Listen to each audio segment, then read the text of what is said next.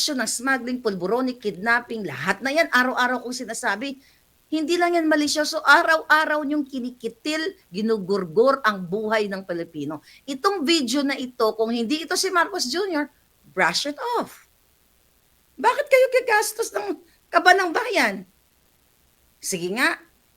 Ngayon, sasabihin nyo, ang iba, ang mga dahilan nila, ay luma na yan. 2010 pa yan, 2013. So, kung 2010 pala luma na nagsingot yung presidente nyo, dahil claim nyo, kayo ang nag-claim na siya yun eh. So, okay lang, mga AFP, PNP, mga marine na mga makikisig na mga bruskong-brusko kung mga palangga, okay lang po yun, kahit 2010, 2011, 2012, na yung commander in Pulburon nyo ay sumisingot at talagang, feel na feel niya kasi yun ang ng taong bayan, yun yung pulso ng bayan.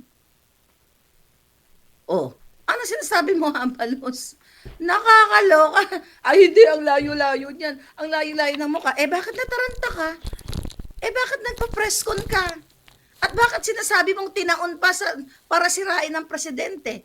Tignan mo ha, kung pakikinggan nyo, tinaon pa sa zona, sinisira o dinidestabilize ang presidente. Akala ko ba hindi si Bangag yung nasa video? Bakit kayo yung nagkiklaim?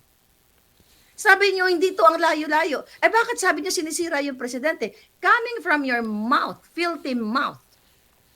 Kayo mismo ina-acknowledge nyo na ang nasa video ay si Bangag. Hindi ko naman sinabi na siya ay si Presidente Marcos Jr. Ang sinabi ko lang, mga kababayan, the moment of truth, antayin natin, tignan ninyo, panoorin ninyo, tignan ninyo, at kayo na po ang humusga.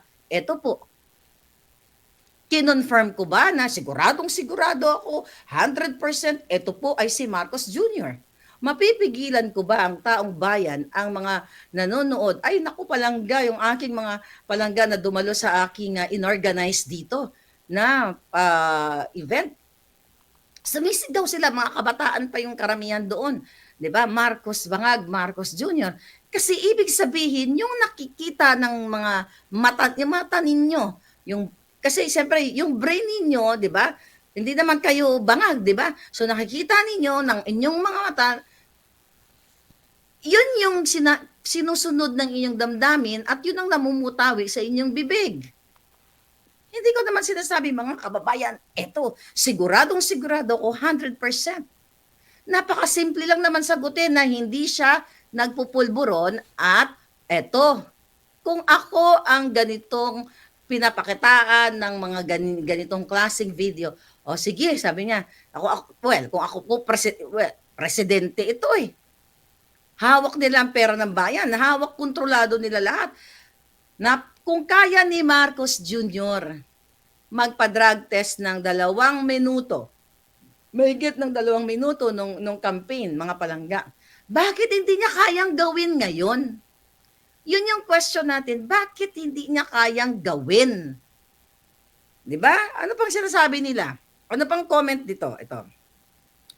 Makipagtulungan kayo sa Amerika, hindi makipagtulungan kayo sa Amerika. Bakit? Issue ba ng Amerika to, yung pagpupulburo ni Kuting? Dahil inamin nyo na mismo sa video ninyo na si Kuting yun. Okay, tignan natin. Ngayon mga palangga, issue ba ng Amerika ito? Ang pagdudurog.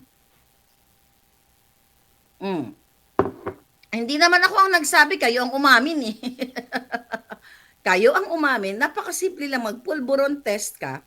'Di ba? Magpulburon test kayo. Okay, tignan natin. At itong anak ni Kuting Jr. Ayan. Ano sabi niya? Nung tinanong daw siya ng media, pathetic attempt to destabilize the administration. Sabi niya, I think it's a little obvious. Asan ang destabilization sa video? Sabi nga ni Abalos, mga kababayan, ang layo-layo ng mukha kay Marcos Jr. Bakit si Sandro ay sinasabi niya, okay, pathetic attempt to destabilize the administration. So, ibig sabihin, yung video na yon yung tatay niya. Sino ba ang presidente? Ibig sabihin, sa pamamagitan ng kanilang pananalita sa pagdepensa, okay, ng kanilang pulboronic. Ibig sabihin, inamin nila, 'di ba? Subconsciously alam nila na tatay niya 'yon. Eh kasi kung may mga nagpapalabas from kung saan-saan, ginawa lang or Korean novela, Chinese novela, mga gano'n. Eh bakit sinasabi ni Sandro Marcos na pathetic attempt to destabilize the administration? So sino ang i-destabilize na administrasyon? Hindi ba tatay niya? Eh akala ko ba galing sa telenovela yung video? Akala ko ba sabi ni Abalos ang layo-layo? Oh, at ang sabi niya pa, yeah. So ibig sabihin mga palangga, alam nila sa sarili nila na tatay niya yon at alam ni Abalos na yun yung boss niya. I did not say that 100% si Marcos Jr. Ang sabi ko lang, kayo ang humusga. Kailangan nyo mag-speak up day. O yung mga military, AFP, PNP, nasa inyo naman yan. Kung kayo ay gusto nyo pa rin na pamunuan kayo ng isang bangag. 'Di ba? Nasa inyo pa rin yan kung gusto nyo kayo ay pamunuan ng smuggler, kidnapper, lahat na unless you're part of it. Sumumpa-sumpa kayo sa bayan, tapos ngayon, o dati sinahamon nyo, Maharlika, wala namang video eh. Maharlika, ganyan, o nang pinakitaan na kayo ng video. Well, sinabi ko naman na sa inyo mga palangga, na yun nga lang yung authority to op at saka pre-op ni Agent Morales. 'Di ba? Anong ginawa nila doon? 'Di ba? Sabi nila AI din. Oh. Ang sabi nila AI din. So bawat ilalabas natin mga kababayan dito, kayo kahit gaano pa yan ka-authentic, kahit na authenticate na yan, na certify na yan, sasabihin pa rin nila ay hindi totoo, deepfake kasi gusto nilang kayo ay pagpaniwalain sa kanilang bangag na pag-iisip. Actually, ito ang dami nilang pinakawalang bots, 'di ba? Sinabi ko sa inyo, si Lisa Tanas ay nagbabayad ng 5 milyon doon lang sa particular page sa Facebook para siya ay purihin. So chinek ko yung mga comment. Okay? Mag-ingat kayo na kunyari, okay, yung kunyari naniniwala katulad nito. Ito troll to. Mga fake news lang ang mga ito para maghasik ng pagdududa. Ang tunay na impormasyon ay ang mga ginagawa ni BBM para sa bayan. Identical yung mga comment dito. Itong mga comment na to, ilang beses ko nakita. Okay? Fake news lang. Okay? Ito pa yung mga tipong fake news lang ang video na ito. Yan, na ito para magasik ng pagdududa. Ibang account pero pareho ng message. Sabi ng isa, fake news na video na ito at hindi na ito makakapagdulot ng kahit anong kabutihan. Patuloy tayong sumuporta kay BBM. Pag chinek mo yung kanilang mga profile picture, pare-pareho. Walang follower. Yung iba may follower, walang engagement. Alright? So ngayon mga kababayan, sabi ng isa, basta tayo, lagi tayong magkasama, mayroong umagang kay ganda. Wag kayong maging biktima ng mga paninira. BBM nagtatrabaho ng mabuti para sa ating lahat. Pag in-scroll mo na naman, pareho ang message. Huwag tayong maging biktima ng paninira. BBM nagtatrabaho ng mabuti para sa ating lahat. Doble-doble. At ito mga palangga, gusto nilang kontrolin ang naratibo sa social media kasi hindi nila mapigilan yung, sabi ko nga, ang wildfire ng impact nitong video na ito. My God, Abalos, ba gusto mong papulburon test? Ganyan ka. Natataranta ka. So ngayon, tignan ninyo, tinatakot kayo. Yung kay Spokes Roque, nung pag-post niya, dinilit. Okay? Natanggal. Pero hindi nila kayang ampatin lahat. May mga matanggal man ng mga ibang post nito, pero hindi nila kayo lahat eradicate. Kasi kayo dapat ang mag-eradicate sa bangag na gobyerno. Mahiya naman ikaw, Gibo, Abalos, Marbil, Browner, Aw-Aw. Okay? Kayo ay pinamumunuan ng ngagva. At kayo na rin mismo ang umamin na ito ay destabilisasyon ng gobyerno, destabilisasyon sa administrasyon, pero ang palabas ninyo hindi si Bangag. Hindi ba dapat kung ito ay Chinese character, ay Chinese personality or Korean personality or Russian personality, hindi ba dapat yun ang destabilize? Di ba? Dapat ang target is Russian, Chinese, or Korean? Di ba? Pero kasi, alam na alam nyo sa sarili nyo na natatamaan kayo dahil ang mga tao ay hindi na po tanga. At wag niyong idadahilan na ito ay panahon pa ni Kopong-Kopong. Eh yung Rolling Stone nga, di ba? May article na yan, bata pa lang si Kuting, bangag na. At bakit ayaw niyong kasuhan si Nikki Cosseteng? Yaan ang matalas na sinabi na si Marcos Jr. ay nagpupulburon.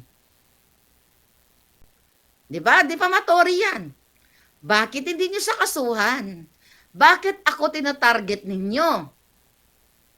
At bakit kayo, sabi ko nga, ano tawag dyan? Simulcast or simultaneous kayo sa pag-react. O, tignan natin. Ano pa yung reaction nitong mga honghang? O, ito ang una pa lang nag-react, yung DND. Where's that? Ano yung DND? Okay, I think ito, DND, yung reaction ng DND. Okay, DICT. Alright. A video has been circulating on social media shows images that intend to cast aspersions on public figures. Who is the sinong public figures? Kung tignan mo kabobohan ninyo, palangga, mga kababayan, mga matatalinong abogado dyan, please, mag-comment kayo dyan. Ito sabi ng DICT. A video has been circulating on social media which shows images that intended to cast aspersions on public figures. Ibig nyo sabihin, kapag like ako, mag-post ako ng kung sino mga public figures, magre-react kayo? Wala nga pangalan eh. Public figures, ba't ayaw yung pangalan ng Marcos Jr.? Pero hindi kami tanga. So, ibig sabihin, pag naglabas kami ng mga video na magre-react ang DICT, kasi hindi niya naman nila tinumbok na si Marcos Jr. eh. O sabi ng DICT, the DICT has ascertained that it is a poorly designed deepfake video that can easily be identified using simple tools openly available online. Bakit hindi nyo i-share kung ano yung tools na sinasabi ninyo para ma-educate nyo rin yung taong bayan para sila mismo ang mag-check kung ano yung sinasabi nyo DICT. Oh, sabi mo ilabas nyo kunyari itong tool na to is X tool, okay? XAI ganyan. YAI, B AI. Then yung tao mag-check at kung paano itong tool na ito mag-manipulate ng deepfake. Pero, ang bilis niyong mag-react kasi nataranta kayo. Bakit hindi niyong subukan pumunta ng Amerika, ng Singapore o kung saan at i-present niyo itong video na ito para ipa-authenticate ninyo at sabihin niyo sa taong bayan na fake nga ang video na yon. Wala akong sinabi sa aking kaninang live namin dito sa LA na ito po si Ferdinand Marcos Jr. I did not say that. Sabi ko mga palangga, mga kababayan, ito na ang pinakaantay na video, kayo na po ang humusga. China-challenge ko kayo.